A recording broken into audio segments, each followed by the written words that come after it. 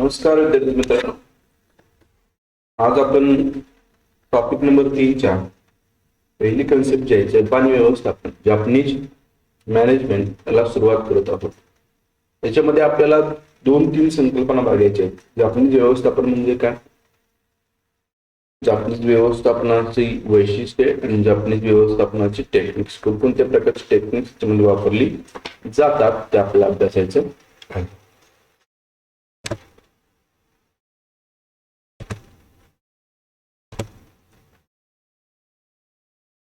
तर जापनीज व्यवस्थापन म्हणजे काय, किंवा जपानी व्यवस्थापन विचार केला आपण तर सर्वप्रथम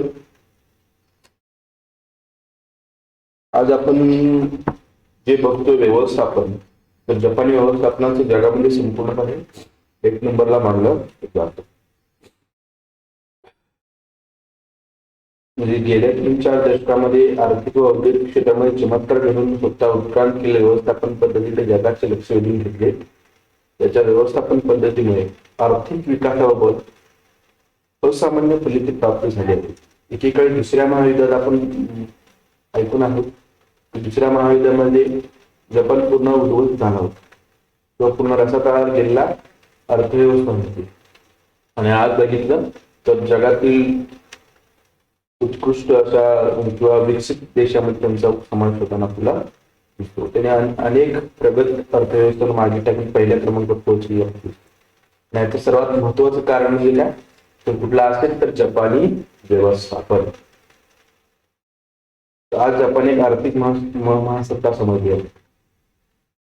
तर हे अभ्यासायचं झालं की जपानी व्यवस्थापन उगम जपानमध्ये उगम पावून आज जग प्रसिद्ध आहे. आजच्या या जागतिक स्पर्धेच्या युगामध्ये जपानी व्यवस्थापन बऱ्याचशा संकल्पनांचा वापर व्यवस्थापनामध्ये केला जातो. फॉर एक्झाम्पल कायदे असेल, असे अनेक तंत्र आहेत, त्याचा वापर याच्यामध्ये केलेला आपल्याला दिसून येतो. जगातील 500 महाकंपन्यांची नावे फॉर्च्यूनच्या आंतरराष्ट्रीय मासिकामध्ये जाहीर केली होती. त्यामध्ये बहुसंख्य ह्या जपानी कंपन्या असतात. गेल्या 10 वर्षाची फॉर्च्यून कंपन्यांची यादी पाहिल्यास पहिल्या 100 मोठ्या कंपन्यांमध्ये जपानच्या 30 ते 40 कंपन्या हमखास आपल्याला दिसून येतात. ते कशामुळे शक्य होतं, तर वैशिष्ट्यपूर्ण व्यवस्थापन पद्धतीमुळे जपानी उद्योग क्षेत्रात यश व लौकिक मिळवलेला आपल्याला दिसून येताना. जगातील सर्व तज्ञ व अभ्यासकांमध्ये एकमत आहे, म्हणून जगात जपानी व्यवस्थापन ही जग प्रसिद्ध आणि यशाची गुरुकिल्ली मानली जाते. तर एकंदरीत विचार केला तर जपानी व्यवस्थापन आज जगामध्ये 1 नंबरला असलेला आपण दिसून येतो. त्या व्यवस्थापनाच्या आधारे त्यांनी आपला एवढा विकास करून घेतलेला दिसतो. काही त्याची वैशिष्ट्य जपानी व्यवस्थापन किंवा जपानची सांगता येऊ शकतात. जपान ही कृषीप्रधान अर्थव्यवस्था होती, आता ती बदललेली औद्योगिक अर्थव्यवस्था झालेली दिसते. पण पूर्वीचा इतिहास बघितला तर जपान ही कसली अर्थव्यवस्था आहे, तर कृषीप्रधान. जसे भारत हा कृषीप्रधान आता सुद्धा आहे, तसा जपान पूर्वी कृषीप्रधान देश होता, किंवा त्याची अर्थव्यवस्था ही कृषीप्रधान होती. परंतु 1868 मध्ये मेईजी घराण्यामध्ये पुन्हा सत्ता आल्यानंतर सम्राट मेईजी यांनी नवीन व प्रगत तंत्रज्ञान अंगीकारण्याचे धोरण अनुसरले. सत्ता बदलण्यावरती काय होऊ शकतं, तर सत्ता बदलली, मेईजी यांनी प्रगत व नवीन तंत्रज्ञानाचा वापर करण्याचं धोरण त्यांनी अवलंबलं. आणि 19व्या शतकाच्या उत्तरार्धातील शेवटच्या टप्प्यामध्ये जपानच्या औद्योगिकरणास सुरुवात झाली. म्हणजे 19च्या शेवटच्या टप्प्यामध्ये जे आहे 1868 नंतर खऱ्या अर्थाने जपानमध्ये औद्योगिक विकास झालेला आपला, औद्योगिकरणास जास्तीत जास्त सुरुवात झालेली दिसून येते. जपानी उद्योगपतीने आपल्या उद्योगांच्या व्यवस्थापनासाठी आपले जपानी तंत्र व पद्धती अंगीकारल्या. नवीन पद्धती स्वीकारल्या, ज्या परंपरागत पद्धती आहेत व्यवस्थापनाच्या त्या स्वीकारल्याबरोबरच नवीन त्यांनी उदयास आणल्या, नवीन इन्व्हेंट केल्या आपल्याला दिसून येतात. त्यांनी पश्चिमात्य युरोपीय देशातील व्यवस्थापन पद्धतीची नकल केली नाही. म्हणजे त्यांनी नक्कल केली नाही, लक्षात घ्या. त्यांनी नवीन काय केला, नवीन व्यवस्थापन पद्धती, नवीन संकल्पना शोधून काढलेल्या आपल्याला दिसून येते. त्यांनी स्वतःच्या अशा नवीन संकल्पना शोधून काढलेल्या दिसतात. त्या पाश्चिमात्य व्यवस्थापनामध्ये अमेरिका, इंग्लंड वगैरे त्यांचं त्यांनी अनुकरण केलेलं दिसत नाही. 1905 पर्यंत जपानने आपला औद्योगिक विकास तुलनेने खूप केलेला होता. 1920 मध्ये जपानच्या कृषी अर्थव्यवस्थेचे औद्योगिक अर्थव्यवस्थेत रूपांतर झालेले आहे. जपानी कृषी अर्थव्यवस्था सुरुवातीला होती, परंतु 1920च्या दरम्यान त्यांनी औद्योगिक अर्थव्यवस्था पूर्णपणे रूपांतरित झालेली आपल्याला दिसून येतं. 1930 पर्यंत त्यांचे औद्योगिक उत्पन्न दुपटीने वाढलेले होते. पण जे खरे श्रेय जपानी लोकांच्या उद्यमशीलतेला व व्यवस्थापन पद्धतीने दिले जाते, हे लक्षात घ्या. खरं श्रेय कशाला आहे? त्या लोकांची उद्यमशीलता, काम करण्याची पद्धती असेल किंवा देशाप्रती वाहून घेण्याची गुण असेल, आणि दुसरं कुठलं, व्यवस्थापन पद्धती. या दोन गोष्टीमुळे हे शक्य झालेलं आपल्याला दिसून येतं. पण त्यावेळी जपानी व्यवस्थापन पद्धती जगामध्ये नाव मिळालेलं नव्हतं. खऱ्या अर्थाने दुसऱ्या महायुद्धानंतर जपानी व्यवस्थापन पद्धती पूर्ण उद्ध्वस्त झालेली आहे. कारण आपल्याला माहिती आहे, 2 अणुबॉम्ब त्यांच्यावरती सोडले होते, आणि त्याच्यानंतर पूर्ण देश बिथरला होता, की त्याची अर्थव्यवस्था बिघडली होती. त्याच्यानंतर मग खऱ्या अर्थानं युद्धानंतर जी काय परिस्थिती असते अर्थव्यवस्थेची, ती खूपच बिकट अशी परिस्थिती जपानची होती. ती उद्ध्वस्त अर्थव्यवस्था सावरण्याची, तिची फेर उभारणी करण्याची जबाबदारी जपानी उद्योजकांनी स्वीकारली. ती जपानी उद्योजक आणि व्यवस्थापकांनी स्वीकारलेली आपल्याला दिसून. त्याची फेर उभारणी करण्याची जे काम काय आहे ते त्याच्यामुळे कोरियन युद्धामुळे सुद्धा जपानची अर्थव्यवस्था सुधारण्यास मदत झाली. अर्थव्यवस्था सुधारण्यासाठी हे 2 युद्ध महत्वपूर्ण जपानसाठी आहेत. एक दुसरं महायुद्ध, त्याच्यानंतर कोरिया बरोबर झालेलं युद्ध. या 2 युद्धामुळे पुन्हा एकदा जपानची अर्थव्यवस्था सुधारण्यामध्ये मदत झालेली आपल्याला दिसून. खऱ्या अर्थाने 1950 नंतर आपल्याला जपानीज व्यवस्थापन हे सर्व, त्याचा विकास, त्याची गती पुन्हा प्राप्त झाली होती. गेल्या 40 वर्षांमध्ये जपानने आर्थिक अर्थव्यवस्थेत आपले अव्वल स्थान निर्माण केलेले आहे. लक्षात, जपान बघितलं 1950 नंतर, तर आज आपण बघतो जपानच्या व्यवस्थापनात दोन, इलेक्ट्रॉनिक घ्या, वाहने घ्या, व इतर कोणतीही उत्पादने घ्या, तर जपानची वस्तू म्हणजे गुणवत्तापूर्ण वस्तू आज जगामध्ये बहुतेक जास्तीत जास्त इलेक्ट्रॉनिक वस्तू जपानीच असतात. लक्षात, आपण जे मोबाईल वापरतोय काही, ते सुद्धा जपानी त्याच्यामध्ये आपल्याला सांगता येऊ शकतात. तर अमेरिकेसह युरोप मधील प्रगत राष्ट्रांना मागे टाकत जपानने अर्थव्यवस्था भक्कम केली का. जगातील भक्कम अर्थव्यवस्थेमध्ये जपानच्या अर्थव्यवस्थेचा नंबर लागतो. ही भक्कम अर्थव्यवस्था ही जपानीज अर्थव्यवस्था समजली जाते.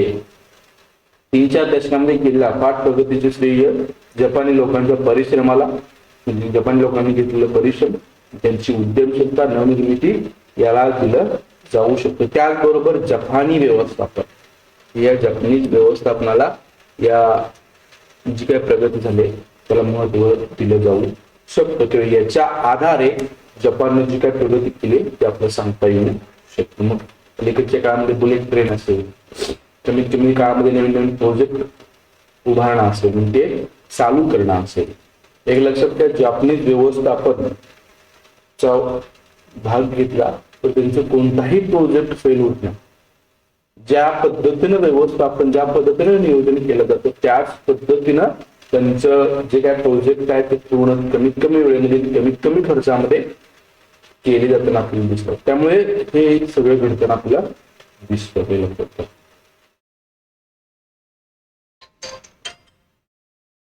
तर अशा पद्धतीनं जपानच्या औद्योगिक विकासाची त्यांच्या व्यवस्थापन पद्धती 90 नंतर जपान व्यवस्थापन पद्धती जग प्रसिद्ध झालेली आपल्याला दिसते.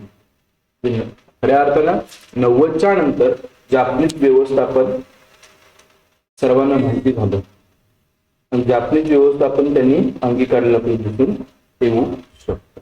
तर अशा पद्धतीनं जापनीज व्यवस्थापन आपल्याला सांगता येईल. त्याच्यानंतर काही संकल्पना आहेत. जपानचा जो विकास झालाय खऱ्या अर्थानं कशामध्ये झालाय तर जपानी व्यवस्थापनामुळे हे झालेलं आपल्याला दिसून येऊ शकतं.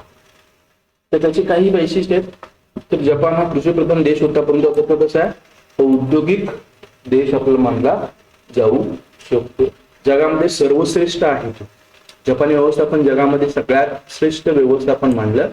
अमेरिकेच्या व्यवस्थापना पश्चिमात्य म्हणजे अमेरिकेचं म्हणजे अमेरिका जवळच्या भागातील युरोपमध्ये जे व्यवस्थापन ठरवलं जातं त्याला पश्चिमात्य व्यवस्थापन असं म्हणतात. वेस्टर्न मॅनेजमेंट आणि जापनीज मॅनेजमेंट.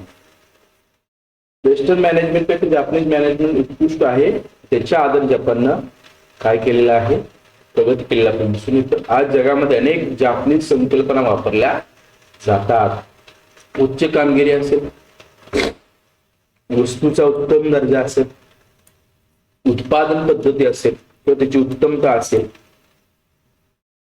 या 3 घटकांच्या कसोटीवर जपानी व्यवस्थापन पद्धती यशस्वी झाली. तर काय एक उच्च कामगिरी असेल, उत्तम दर्जा असेल वस्तूचा, उत्पादन पद्धतीची उत्तमता असेल, या 3 घटकांच्या आधारे जापनीज व्यवस्थापन आधारलेलं आणि त्या 3 कसोटीवर जापनीज व्यवस्थापन आधारलेलं आपल्याला दिसून येतं. त्याच्यावरती आधार या 3 घटकांच्या आधारावरती हे व्यवस्थापन यशस्वी झालेलं आहे. लक्षात घ्या. काय उच्च कामगिरी, वस्तूचा उत्तम दर्जा आणि उत्पादन पद्धतीची उत्तमता, या 3 कसोटींच्या 3 घटकांच्या आधारे जापनीज व्यवस्थापन यशस्वी झालेलं आपल्याला दिसून येऊ शकतं. आंतरराष्ट्रीय बाजारपेठेवर जपानचे वर्चस्व आता सुद्धा आहे. जपानची अर्थव्यवस्था जगातील सर्वात भक्कम अर्थव्यवस्था मानली जाते. जपानचं जे काही चलन आहे, कुठलं जपानचं चलन आहे आपल्याला माहिती असेल. जपानचं चलन आहे एन. हे सगळ्यात जगातील बलवान काय म्हणलं जातं चलन मानलं जातं. म्हणजे डॉलर पेक्षाही सुद्धा त्याचं किंमत आज जगामध्ये खूप मोठ्या प्रमाणावरती दिसून येते.